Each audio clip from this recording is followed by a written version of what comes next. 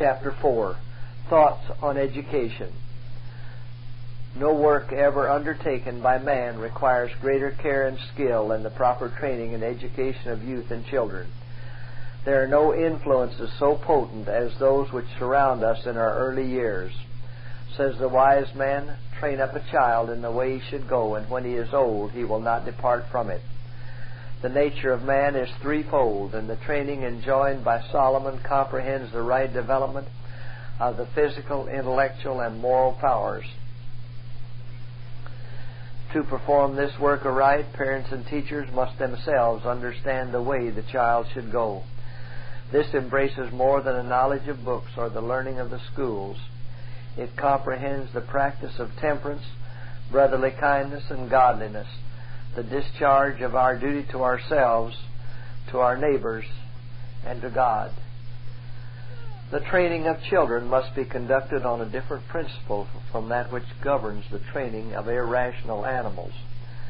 The brute has only to be accustomed to submit to its master, but the child must be taught to control himself. The will must be trained to obey the dictates of reason and conscience. A child may be so disciplined as to have, like the beast, no will of its own, its individuality being lost in that of his teacher. Such training is unwise and its effect disastrous. Children thus educated will be deficient in firmness and decision. They are not taught to act from principle. The reasoning powers are not strengthened by exercise. So far as possible, every child should be trained to self-reliance. By calling into exercise the various faculties, he will learn where he is strongest and in what he is deficient. A wise instructor will give special attention to the development of the weaker traits, that the child may form a well-balanced, harmonious character. In some schools and families, children appear to be well trained while under the immediate discipline, but when the system which has held them to set rules is broken up, they seem to be incapable of thinking, acting, or deciding for themselves. Had they been taught to exercise their own judgment as fast and as far as practicable, the evil would have been obviated. But they have so long been controlled by parents or teachers as to wholly rely upon them. He who seeks to have the individuality of his scholars merged in his own, so that reason, judgment, and conscience shall be subject to his control, assumes an unwarranted and fearful responsibility. Those who train their pupils to feel that the power lies in themselves to become men and women of honor and usefulness will be the most permanently successful. Their work may not appear to the best advantage to careless observers, and their labor may not be valued so highly as that of the instructor who holds absolute control. But the afterlife of the pupils will show the results of the better plan of education. Both parents and teachers are in danger of commanding and dictating too much, while they fail to come sufficiently into social relation with their children or their scholars. They maintain too great a reserve and exercise their authority in a cold, unsympathizing manner, which tends to repel instead of winning confidence and affection. If they would oftener gather the children about them and manifest an interest in their work and even in their sports, they would gain the love and confidence of the little ones, and the lesson of respect and obedience would be far more readily learned, for love is the best teacher. A similar interest manifested for the youth will secure like results. The young heart is quick to respond to the touch of sympathy. Let it never be forgotten that the teacher must be what he desires his pupils to become. Hence his principles and habits should be considered as of greater importance than even his literary qualifications. He should be a man who fears God and feels the responsibility of his work. He should understand the importance of physical, mental, and moral training, and should give due attention to each. He who would control his pupils must first control himself. To gain their love, he must show by look and word and act that his heart is filled with love for them.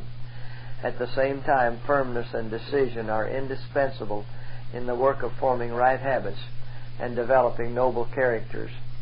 Physical training should occupy an important place in every system of education.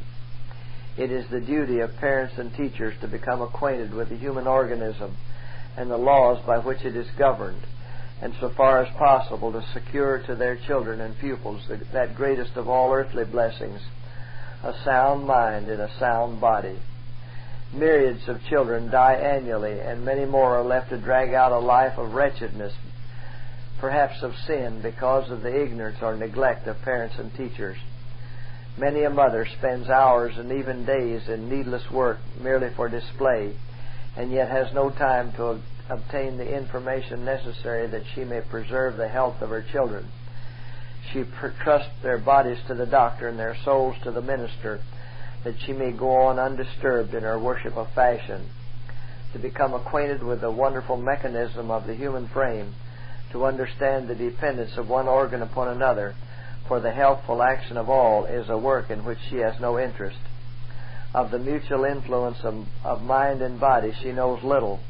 The mind itself, that wonderful endowment which allies the finite with the infinite, she does not understand.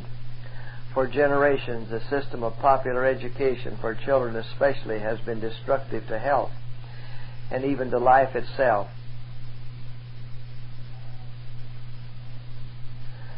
5 or even 6 hours a day young children have passed in schoolrooms not properly ventilated nor sufficiently large for the healthful accommodation of the scholars. The air of such rooms soon becomes poisonous to the lungs that inhale it. And here the little ones, with their active, restless bodies and no less active and restless minds, had been kept unoccupied during the long summer days when the fair world without called them to gather health and happiness with the birds and flowers. Many children have at best but a slight hold on life. Confinement in school makes them nervous and diseased. Their bodies become dwarfed from want of exercise and the exhausted condition of the nervous system. If the lamp of life goes out, parents and teachers are far from suspecting that they themselves ought to do with quenching the vital spark. The sad bereavement is looked upon as a special dispensation of providence, when the truth is inexcusable ignorance and neglect of nature's laws had destroyed the life of these children. God designed them to live in the enjoyment of health and vigor, to develop pure, noble, and lovely characters, to glorify Him in this life and praise Him forever in the future life. Who can estimate the lives that have been wrecked by cultivating the intellect to the neglect of the physical powers? The course of injudicious parents and teachers in stimulating the young mind by flattery or fear has proved fatal to many a promising pupil. Instead of urging them on with every possible incentive, a judicious instructor will rather restrain the too active mind until the physical constitution has become strong enough to sustain mental effort. That the youth may have health and cheerfulness, which are dependent upon normal physical and mental development, care must be given to the proper regulation of study, labor, and amusement. Those who are closely confined to study to the neglect of physical exercise are injuring the health by so doing. The circulation is unbalanced, the brain having too much blood and the extremities too little. Their studies should be restricted to a proper number of hours, and then time should be given to active labor in the open air. Little children should be permitted to run and play out of doors, enjoying the fresh, pure air and the life-giving sunshine. Let the foundation of a strong constitution be laid in early life. Parents should be the only teachers of their children until they are 8 or 10 years of age. Let the mother have less care for the artificial. Let her refuse to devote her powers to the slavery of fashionable display, and find time to cultivate in herself and her children a love for the beautiful things of nature. Let her point them to the glories spread out in the heavens, to the 1,000 forms of beauty that adorn the earth, and then tell them of Him who made them all. Thus she can lead their young minds up to the Creator and awaken in their hearts reverence and love for the Giver of every blessing. The fields and hills, nature's audience chamber, should be the schoolroom for little children. Her treasures should be their textbook. The lessons thus imprinted upon their minds will not be soon forgotten. God's works in nature have lessons of wisdom and gifts of healing for all. The ever-varying scenes of the recurring seasons constantly present fresh tokens of His glory, His power, and His love. Well were it for older students, while they labor to acquire the arts and learning of men, to also seek more of the wisdom of God, to learn more of the divine laws, both natural and moral.